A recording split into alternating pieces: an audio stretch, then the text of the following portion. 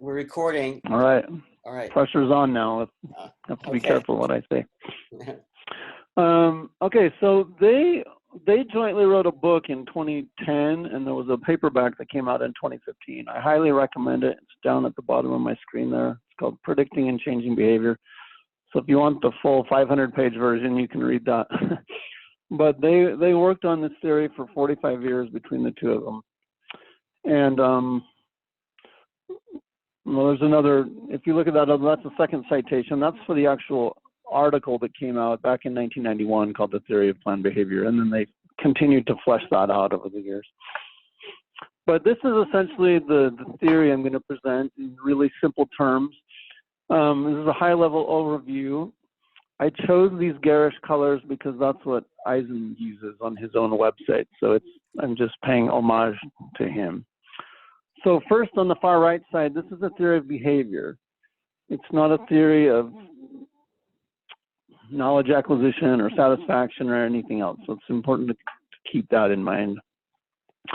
Number two, it's a theory of planned behavior. It's not unplanned behavior. So it wouldn't explain road rage or why we eat more ice cream than we intended or things like that, when sometimes our emotional brain, the limbic system, kind of overwhelms our rational thought. Within this model, he says, maybe the most important thing to do is to define the behavior clearly that you're interested in. It's a model of individual decision-making related to the performance of a particular behavior. So you have to define exactly what it is you're interested in. So in our case, you're interested in helping kids remain abstinent until marriage. And so really, you want to think about the different factors in relation to that specific behavior. And maybe I'll talk more about that in a moment. So the first predictor in this model, or the first piece of the puzzle, is intention. Eisen calls this behavioral intention. I'm just calling it intention to make it a little more simple. But it turns out the best predictor of behavior is intention. So for example, the best predictor of what you're going to do tomorrow is what you intend to do. If you intend to go to work, you'll probably go to work. If you plan to sleep in on Saturday and mow the lawn, and so forth, those intentions strongly correlate with what people end up doing. And this works well into the future. In fact, in my current job, I work for my church. I once analyzed data on people's post-retirement intentions, and I found that 10 years before they retired, their intentions, like to serve a mission for the church and things like that, were the best predictor of what they actually did. So it works for the long term and also for the short term. It's a little better predicting, by the way, what you intend not to do than what you intend to do, but it works well for both. And so by that I mean, if you say, I'm going to go to work tomorrow, there is some chance that you're going to get in an accident or wake up feeling sick or something like that. There's sometimes you don't end up doing it. But if you intend not to go to work tomorrow, it's highly unlikely that you'll just spontaneously go to work. Although I guess someone could force you to. Okay, so what predicts intention? It turns out there's three factors. Eisen calls the first one attitude toward the behavior, and I'm just going to call it attitude. So for example, if you want to know why someone intends to exercise, or you can ask them about their attitude toward exercise, and you would find a strong correlation. So if you think exercise is important, you think it's enjoyable, then you probably intend to do it. And if you think exercise is a waste of time or it's unpleasant, then you probably won't do it. The second factor is what Eisen calls subjective norm. And I prefer the term social pressure. He also uses this term. And I prefer it for a couple of reasons. Number one is I think it has more meaning to most people. And number two, I think sometimes we do things because of just direct social pressure, and it's not necessarily normative, it's just a direct pressure. So for example, at my work, usually in the fall or the winter, there'll be like a flu shot, and somebody will come by your cubicle and say, hey, let's go get flu shots after lunch. And you say, okay. And so their just subtle social pressure leads me to do that, even though it's not necessarily a norm that I'm breaking. So But anyway, he calls it a subjective norm, and I do like the word subjective because he points out the fact that a norm may or may not be reality. It's subjectively normative. You may perceive it to be reality, but it may not be reality. And I don't think there's any better example than in the field that we're all in, which is sexual behavior. A lot of teens, based on the movies and TV shows they see, they come to think adolescent sexual activity is normative, maybe more than it is. They may think they're the only virgin in school, or that they're just not doing it as much as other people. So it doesn't matter what the actual norms are, but what you think the norms are. So by the way, this itself is a very useful theory. This was called the theory of reasoned action. This was the original version of their theory. And it works pretty well, just that alone, if you want to predict behavior. But eventually they realized something was missing, and that was perceived control. And so they added that later. That's the 1991 article that came out. And they changed the name from theory of reasoned action to theory of planned behavior when they incorporated this new component of control. Now, the term that Eisen uses is perceived, sorry, my mind's blanking here, perceived behavioral control, but I think self-efficacy makes more sense to most people that are in education. So it's just that sense that you can do something or can't do something. So if we go back to our exercise example, for example, you may think exercise is important. You may feel social pressure from your wife or husband or your doctor or somebody to exercise. But if you don't feel like you can do it, if you don't think you have enough time, or you can't afford a gym membership, or you don't feel safe jogging in your neighborhood, or whatever it is, then you won't intend to do it and you won't do it. Or suppose something like, voting. You may think it's important to vote. You may feel pressure to vote like a good citizen. But if you don't know how to register, or you don't know where your precinct is, or you have to work on Tuesday nights when voting occurs and things like that, you will not end up doing those things. So that's an important component. And in fact, in Stan Weed's research and my research, efficacy and attitude actually are more powerful than the social pressure, at least as far as we're able to kind of measure those using student data. So wait, can you say that again? Self-efficacy is stronger than what? It's stronger than the social pressure, at least as we're able to measure it. Okay. Using Stan scales, generally it was abstinence values and self-efficacy that I think were the strongest predictors of behavior. Mm-hmm. Now, I'm going to refer to these, well, actually, Eisen refers to these as direct measures. So like in a survey, if you want to try to model this and see what's going on and how well you're doing, you have these direct measures that are just, so if it's intentions, if it's like, abstinence stuff, you would say, I think it's important to wait until marriage to have sex. I feel pressure to wait until marriage to have sex, or not. I feel like I'm able to say no if someone's pressuring me to have sex, and those kinds of things. Those would be your direct measures. But underlying them are a bunch of beliefs that explain why a person has a particular attitude or feels social pressure or feels self-efficacy or not. And so Eisen just calls these beliefs, but I like to call them the underlying beliefs, because to kind of get at this idea that these are, I guess Richard or some of you, if you've had any advanced statistics, like the idea of a latent variable, and these are the things that explain the latent variable. So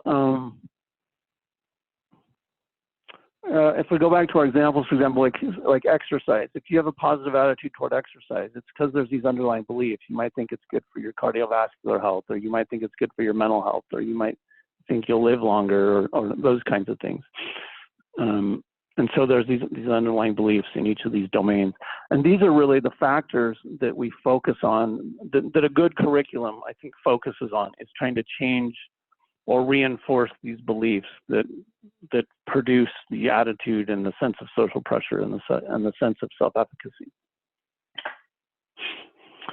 A couple more comments again, like I mentioned earlier, this idea of precisely identifying what you're interested in. He also says you need alignment between the beliefs, measures, intentions, and behavior in terms of exactly what it is you're interested in. So they call this compatibility, and I don't think that's the most kind of intuitive term, but I haven't been able to think of a better one. But I think this is one of the biggest shortcomings in abstinence education, is this lack of compatibility. So let me give you an example, like a measurement example. If you want to know if someone intends to donate to the American Red Cross in the next 12 months, you don't say, do you think it's important to support charities? Or do you think it's important to donate to the American Red Cross? So, I mean, you have to specifically say, do you intend to donate to the American Red Cross in the next 12 months? And the underlying beliefs, you would try to match that level of compatibility. You know, why is it important or not important to donate to the American Red Cross? Why do you feel pressure or not feel pressure to donate to the American Red Cross, and so forth. So you want to have a tight alignment between what you're trying to influence and the beliefs underlying it. Maybe I can come back to that and explain that a little more in a moment. Matt, sorry, I just had a real quick question. What is control beliefs compared to the other two underlying beliefs? What does that refer to? Yeah, I probably should have called that self-efficacy beliefs. I was still stuck on Eisen's terminology. See, he calls it perceived behavioral control, and so there would be underlying like perceived behavioral control beliefs or just control beliefs. But so that, sorry to throw you there, but that's the self-efficacy belief. So an example would be, you know, like I said, I can't vote because my perception is that the voting booth closes at 4 o'clock and I have to work until 5 o'clock. And you may be right or wrong about that. That's why it's a perceived, you know, or it's a belief. But so it's those kinds of things. Okay, gotcha. So in terms of what works, the second answer here is from Dr. Doug Kirby. He's a more sexually liberal in his own private thinking, and he tended to evaluate kind of comprehensive sex ed programs. But he's someone I respected as an honest scientist. And the company where he used to work for, they still have a little biography on him. They say he was one of the world's leading experts on school and community programs to reduce sexual risk-taking. He authored over 150 articles, chapters, and monographs on these programs. He passed away in 2012, by the way.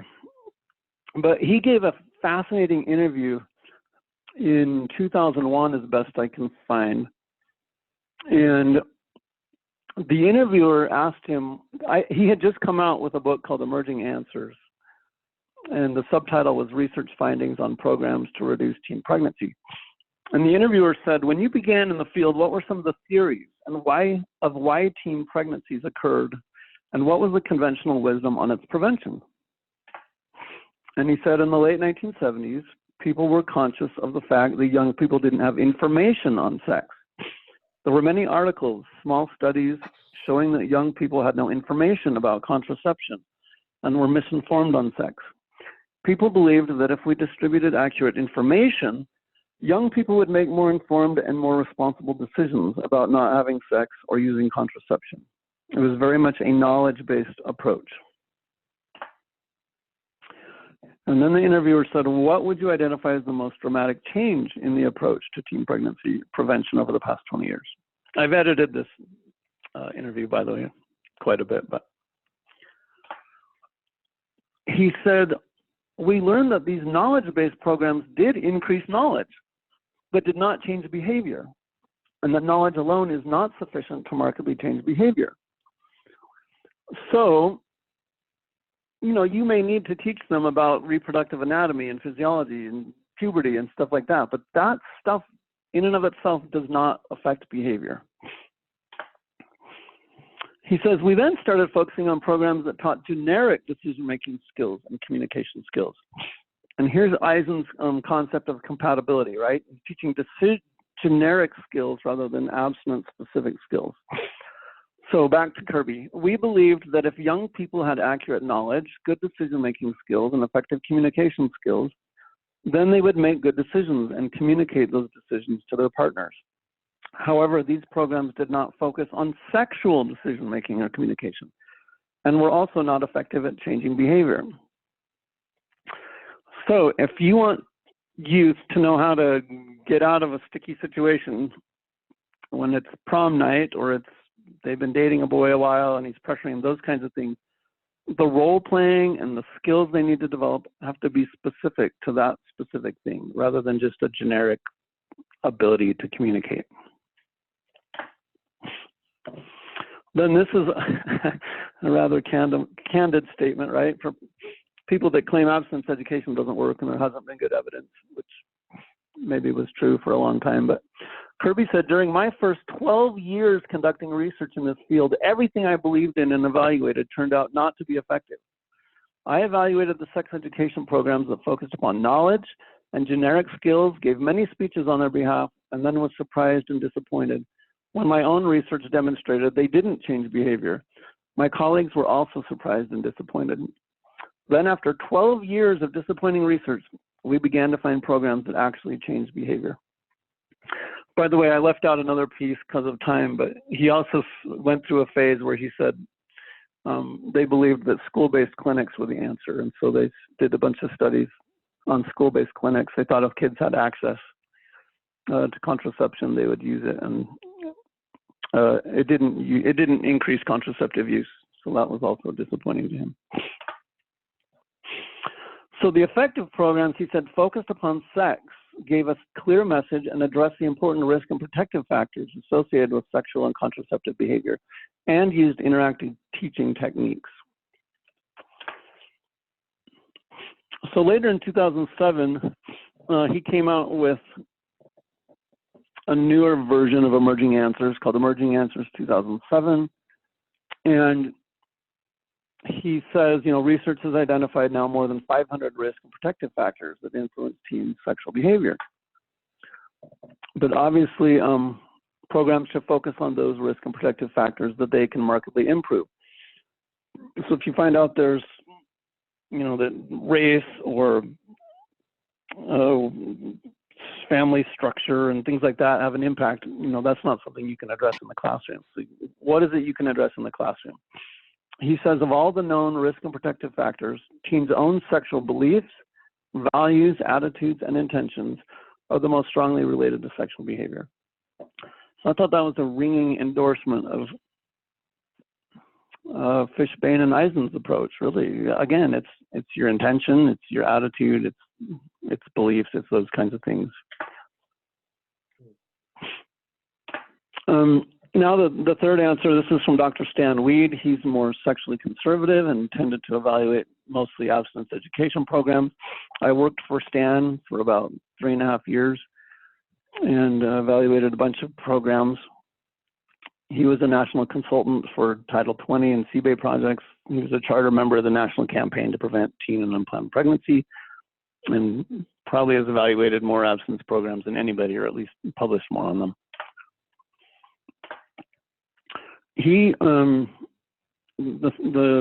citations are at the bottom of the screen, but I think maybe the best published version of his beliefs is in this 2008 study in the American Journal of Health Behavior, where he talked about cognitive mediators. And he looked at a whole bunch of cognitive mediators. So meaning this is something that mediates your sexual activity. It's something cognitive, something you believe that ends up affecting whether or not you have sexual activity. And he says in this paper, behavioral intentions was an important direct predictor of teen sexual initiation because it was the only significant variable out of 13 social cognitive measures. So just like Fishbane and Eisen, he's saying intentions is the single best predictor, the best direct predictor of behavior. The other 5 mediating variables appeared to be indirect predictors of initiation: abstinence values, future impacts of sex, abstinence efficacy, opportunities for sex, and peer environment. So you can see again, it's not a perfect correlation, but it's intentions, it's values, it's efficacy, and then the peer environment, the kind of social pressure and things you feel. And in this case, maybe it's not just social pressure, it's more like, is there opportunity and are you being pressured? maybe directly, but. So this is really the kind of model he's articulating here. It's about values, peer environment, and abstinence efficacy down that middle column.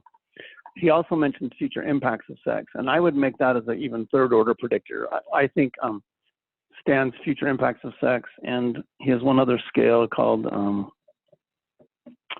justifications for sex, that are essentially, those are producing the values and the attitudinal piece here. And so anyway, it's a good alignment again with what Fishbane and Eisen are saying. Oh, there we go. I'd forgotten I put that in. So future impacts and justification are what he calls them. Later, Stan refers to these scales as abstinence values, sexual independence from peers, and abstinence efficacy. And I put those in there because I'm going to show you the results of one of my own studies when I worked for Stan, where we used these scales. So that's the answer to what works. Number one, the curriculum. It needs to focus on the right factors, and those factors are the attitudes, the social pressures, and the perceived control or self-efficacy that kids have, and the underlying beliefs that underlie those. The second thing that matters is dosage. And I evaluated a program once. I won't say where or who, but they did one school assembly each year, and that just didn't produce any effects at all that we can find. So then they went to a 2 or 3 assembly per year approach, and that still didn't seem to have much impact. So you really need as many hours as you can get in front of kids to impact them. I think the best example of this is Jaime Escalante. Those of you who don't know, he was a Bolivian immigrant. He was hired as a teacher at Garfield High School in working class East Los Angeles. And they made a movie about him back in 1988, I think, called Stand and Deliver, because when he got there, I don't think they'd ever had an AP calculus class, but he taught his first calculus class in 1978 to 5 students. And 9 years later, he had 85 students pass the AP calculus test. It was really astonishing. At the height of his success, Garfield graduates were entering the University of Southern California in greater numbers than all other students from East Los Angeles high schools combined. So it's really incredible. So what was his secret curriculum? I don't know. I don't think there was one.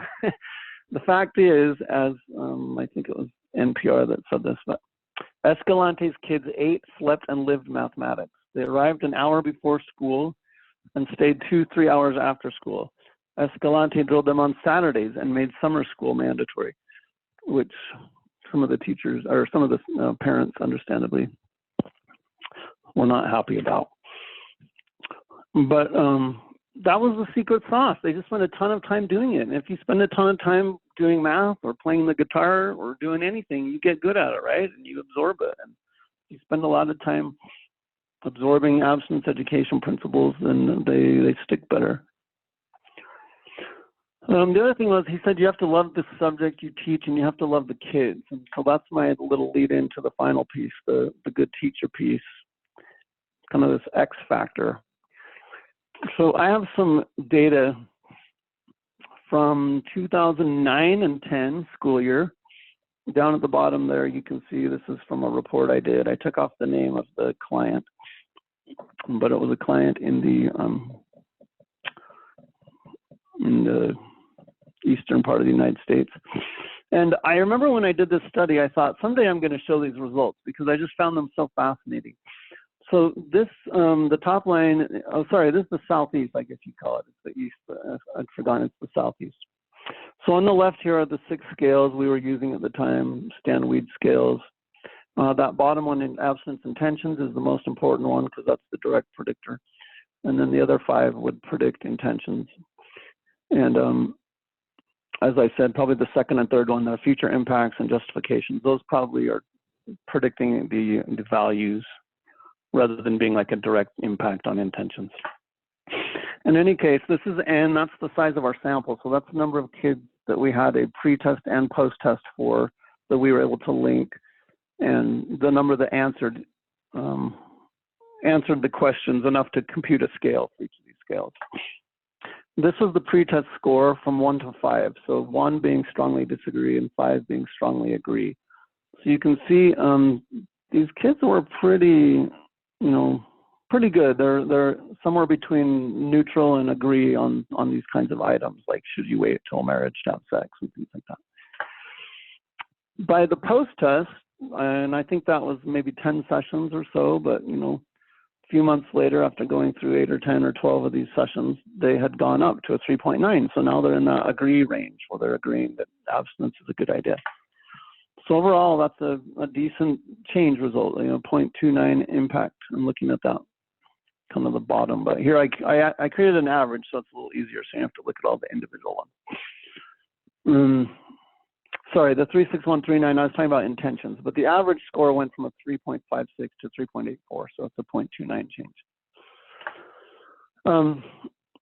This was our attempt to put in words kind of the size of the impact as we saw it. Stan Weed was the one who came up with the cutoffs here, what we were going to call a large and moderate impact. So if you're interested in that, I can tell you how that calculates and how it differs from some other approaches like Cohen's D. But anyway, so that was overall. Overall was 0.29. But now here's the fascinating part. You break it out by teacher, and you see these massive differences. One of the teachers who unfortunately only had one class of, you can see there, about 18 or 19 kids, had these huge impacts, 0.6. Rarely do I see an impact that big. We had teacher B, who had the largest impacts I've ever seen in any program. However many years I've been doing this, 13 years, I've never seen this kind of impact. So unfortunately, only had one class of 14 or 15 kids, but had a monstrous impact. Here's teacher C, also had one class and was producing almost no change at all, 0.06 impact. So, and then here was teacher D, also these huge impact, 0.9. So they had some really strong teachers. And then here's the teacher that's carrying the heaviest load that you can see had about 150 students in his or her classes and was producing a 0.2 impact. And then finally, we had a teacher, unfortunately, who had about 3 classes, who was having 0 impact. It's a complete waste of time. And so, to see just the aggregate result doesn't tell the story. There's this huge difference among teachers, and astonishingly, they're all using the exact same curriculum.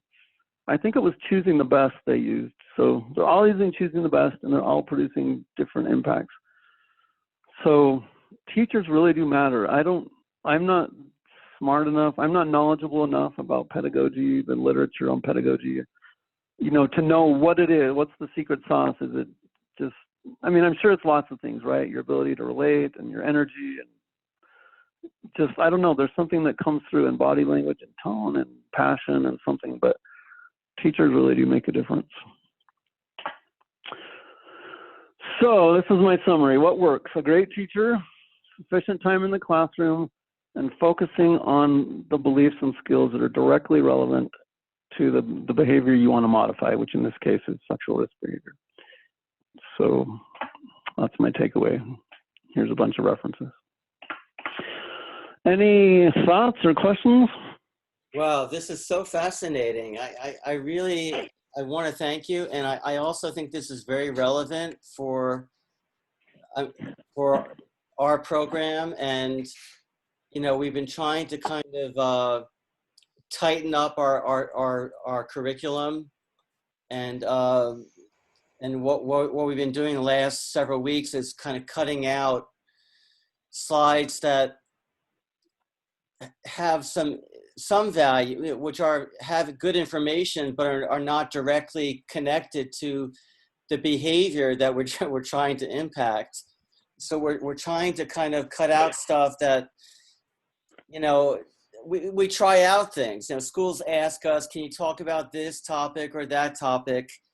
And so over the last 5 or 10 years, we added content that to respond to what the schools were asking, but particularly since we're evaluating our program, honestly speaking, the only thing that I care about is, does our program actually help kids or not? You know, if it doesn't really help them, you know, we should all do something else. So, you know, that's why I appreciate your evaluation, and this makes it clear. So I appreciate you bringing that up. That compatibility idea again, I think is partly what you're getting at, because like people want a curriculum that they can use for one of these PYD programs. What's it called? Peer youth development or something. But like they want something that'll also work for. They want you to be able to help the kids with the sex and with drug and alcohol use, and to help with peer development and all these things. And I really think if it's trying to do too many things, then there's not enough dosage on the one behavior that you're focusing most on. Right. Here's a little bonus slide. I didn't show this in the federal presentation. Well, maybe I did at the end just as a throwaway, but later in 2010, they elaborate even a little bit more, and I don't usually show this, but I think maybe if you've got a little bit of time, I could just mention briefly. Yeah. He's expanded on each of those two things. So in terms of attitude, they find that there's kind of two different subcomponents of attitude. One's instrumental. That means that's like, what does it do for me? What's the benefit? What's the outcome? But the other one is experiential. So what's the experience of doing it? So in a lot of domains, like in health behavioral domains like we're in, usually the instrumental attitude is positive, but the experiential one is negative. So with exercise, for example, most of us think we have an instrumental attitude that's positive towards exercise. We think it's probably good for us, we ought to do it. But experientially, I knew when I took up running at age 40, I was miserable. It would hurt my side, and I just hated getting up when I'm tired in the morning, and just a lot of things like that, right? And you see this also when people try to get kids to, or get people to use condoms, for example. They might instrumentally, they think, yeah, that's probably important, but they don't want to. They think, well, it's going to reduce pleasure, or it's going to be a big pain, or it's embarrassing. So it's important, I think, to think about that there may be a difference. And I guess if we use abstinence, since that's our focus here, they might think abstinence is a good idea instrumentally, but they might think experientially, is this going to limit my fun in high school, or is this going to make it, I don't know, I'd have to think through that, but think about that. So in terms of the social pressure, he's also broken that out into an injunctive and a descriptive. So an injunction is like the word stop, like it's a command. It's something you're being told to do. So I prefer the term what you're told and what you see. And so they're both forms of social pressure.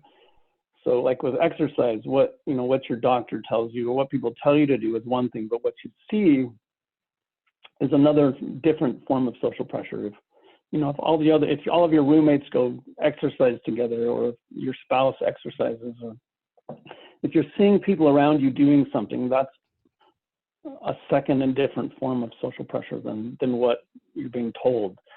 So like with abstinence stuff, right? They're getting an injunctive social pressure. They're being told something by their parents or by their teachers or by their pastor or by whoever, by you guys, I guess, also, that they should wait until marriage to have sex.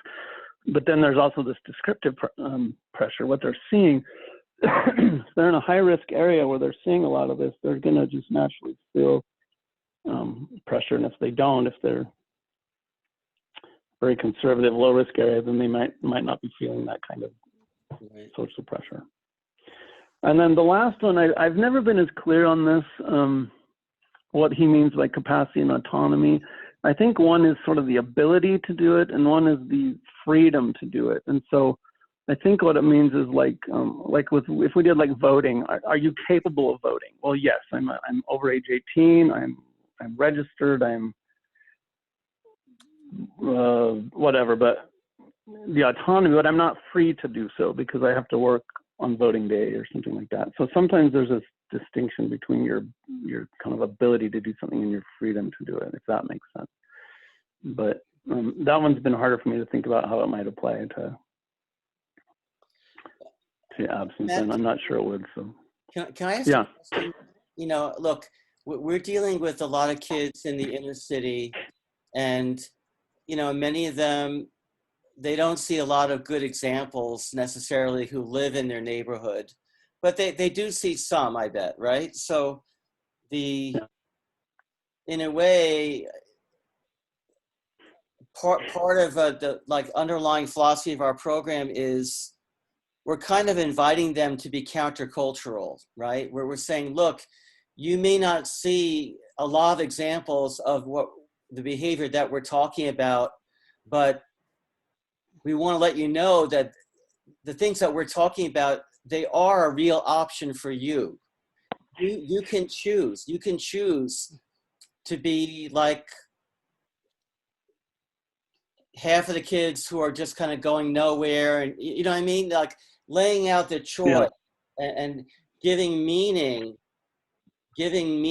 to, because we really want them to make that choice, right? Which I guess is the intention, right? So we want them to make, anyway, that's kind of a,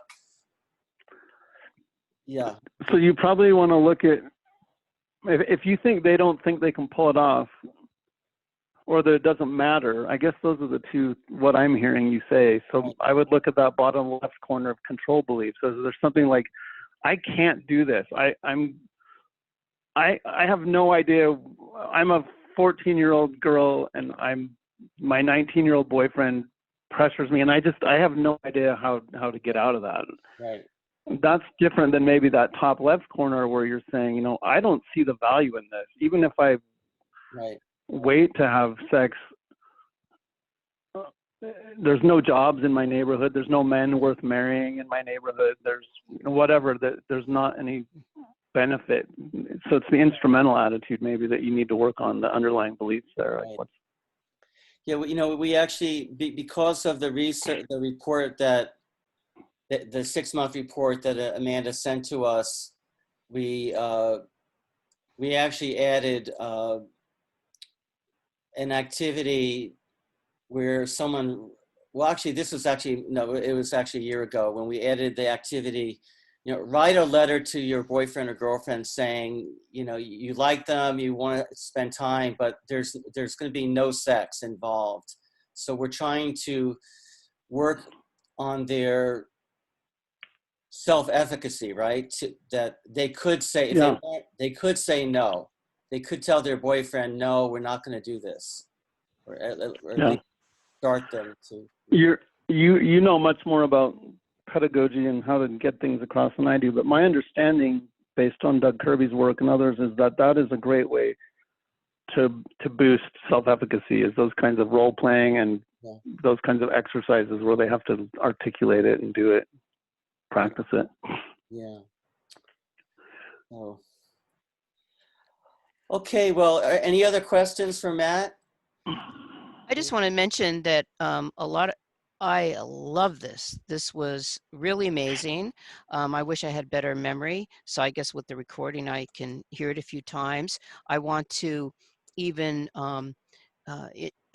incorporate some of this dialogue into my conversations with teachers. And when I do professional level presentations, I mean, this is pretty solid. What I do want to mention, you know, even though some things I agree, great information, but really not for the direction.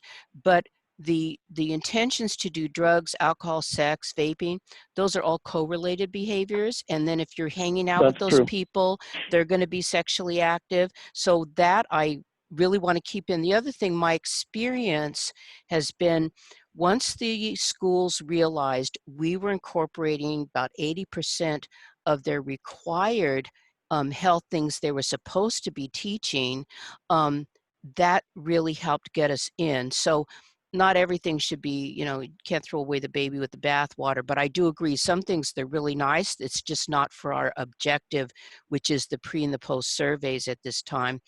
And so linking with that their core curriculum is huge. Also, when we talk about, is this going to be fun? The future impact, thinking about the future that was discussed here. So we're relating to a lifetime of success and fun.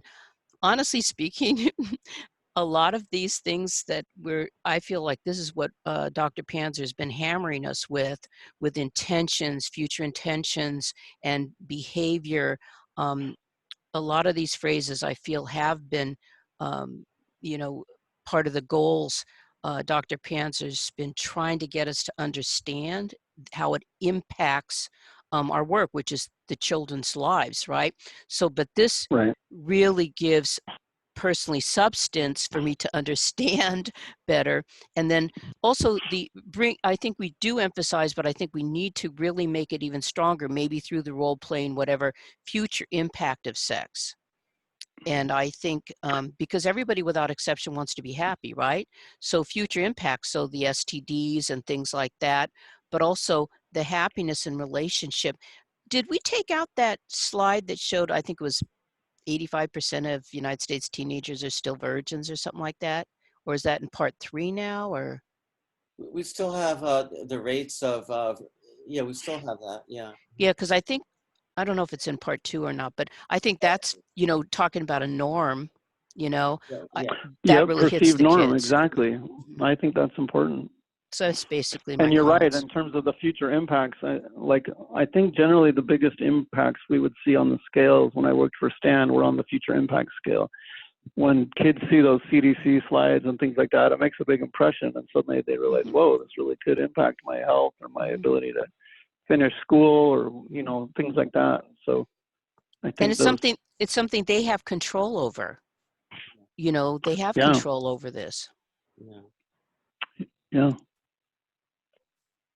Matt, I noticed, I mean, that was huge at the end when you pointed out the differences in the classes, which indicates the differences among the teachers, right?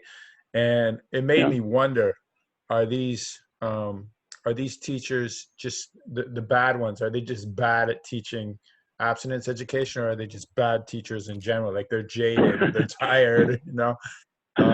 Because we have had the experience where I've gone into schools and I've taught in classrooms where the teacher did not believe the things we were talking about. They were opposed, and they nicely, quietly sat there. But, you know, when I'm gone and they have certain discussions with the kids, they're going to, you know, water down or criticize some of the things they were talking about. It makes me really wonder, because those are huge impacts, right, that you had with those teachers, and they varied so widely. And I'm very curious, like, why that was, you know? Well, you hit it right on the head. Without giving away what the institution was, these teachers were not solely teaching abstinence education, and so they weren't recruited for that. And so I'm guessing some of them didn't believe it or didn't model it or something. Not this case, but in another case, we did have a teacher. We had a school where abstinence was being taught by the PE teacher who was living with his girlfriend. And I don't remember what the impacts were, but I would guess it had zero impact, because I think that would leak through either directly, people would find out, or just indirectly through the kind of tone of voice and body language and stuff. So those people weren't, the people teaching the ones I showed were not recruited for their abstinence or even for their teaching ability. They were people that were functioning in a nonprofit in other roles that were kind of co-opted to teach the abstinence class, and so that's probably partly why there were such big differences. Wow. But it does show, right, that it's not the curriculum. The secret sauce is not the curriculum, or it's not just the curriculum. Right. Fascinating. Yeah, I remember in California, when the abstinence funding opened up, you know, nationwide, and California tried to mandate that the same people who had been teaching about safe sex, now suddenly they were supposed to all teach about abstinence. It didn't work, you know. It was anyway. Okay, well, I guess that's. Thank you so much, Matt. That was great, Matt. Thank you. We really appreciate it, and we're gonna keep on talking with our educators. And is there anything else you want to tell us before you go? No, it sounds like you're doing great stuff. Like you said, when you're weeding things out or being asked to add things, I would run it through this model. You know, I'd think, okay, is this going to impact instrumental attitude? Is it going to impact their experiential attitude? Is this going to, you know, whatever? Is it going to impact one of these things? And if it's not, then it's probably not worth having. And I do have a question about the dosage issue. I mean, you know, right now the standard of dosage for the high school is 10 45-minute sessions. Is in terms of other abstinence groups that you know, what is the usual dosage? I'm just curious. Do they do more than 10? Do they do 12 or 14, or what are they doing? no, I'd say they're 95% of them are 8 to 12. It seems like most of them are about 10, like about where you are. Yeah. And that may or may not include like a first and last day of this using the survey. So yeah, maybe only 8 sessions of content usually. Okay, so we're kind of average. Okay, you know, I would like to go longer, but I felt, you know, there's what the schools are willing to do. So yeah. Right. Okay, well, good to be with you all. All right, thank you, Matt. Thank you, Matt. Appreciate it. Talk to you later. Thank you. Bye-bye. Bye-bye.